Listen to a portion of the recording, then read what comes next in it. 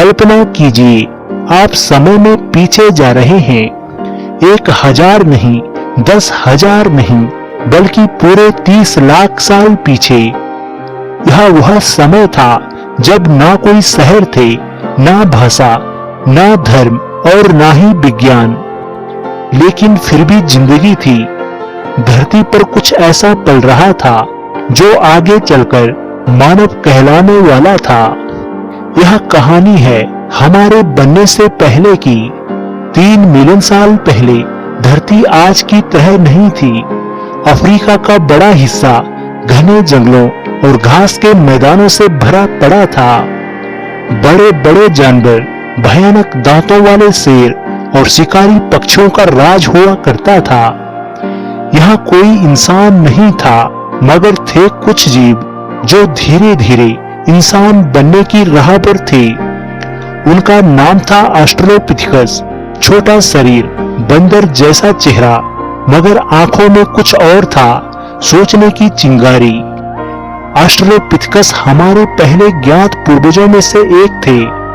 वे पूरे जंगल में पैदल चलते थे, 2 पैरों पर। हाँ, वे पूरी तरह इंसान नहीं थे, मगर अब वे 4 पैरों पर नहीं चलते थे। उनका कद लगभग 3 से 4 फुट का था और उनका दिमाग आज के इंसानों से 1/3 छोटा था। लेकिन सबसे अहम बात थी, वे अनुकूलन करना जानते थे। भोजन के लिए वे फल, पत्ते और कीड़े खाते थे। कभी कभी मरे हुए जानवरों का मांस भी खा लेते। धीरे धीरे उन्होंने पत्थरों को इस्तेमाल करना शुरू किया, कभी कुछ काटने के लिए, कभी रक्षा के लिए। यही था पहला संकेत कि इनका दिमाग जाग चुका है। आग तब तक नहीं आई थी, रातें ठंडी होती थी और हर कोने में मौत छुपी होती थी। शेर, तेंदुआ जैसे जीवों के बीच ऑस्ट्रेलोपिथेकस जिंदा रहने के तरीके सीख रहे थे। वे समूह में रहते थे, एक दूसरे की रक्षा करते थे। शायद यहीं से समूह भावना की शुरुआत हुई थी। कोई बोलचाल नहीं थी, मगर शरीर की भाषा थी और आंखों में समझदारी थी। समय बीता, मौसम बदले, कुछ क्षेत्रों में सूखा पड़ा, कुछ जगहों पर जंगलों की जगह घास के मैदान उगाए। यही बदलाव था जिसने ऑस्ट्रेलोपिथेकस को और सोचने पर मजबूर किया। शायद एक दिन एक मादा ने देखा, पत्थर से अगर वह फल तोड़ सकती है तो जानवर भी घायल कर सकती है। उसने कोशिश की और पहली बार मनुष्य की तरह सोचना शुरू किया। यहाँ से जन्म हुआ एक नए पूर्वज का, होमो हेबिलिस, यानी हुनरमंद इंसान।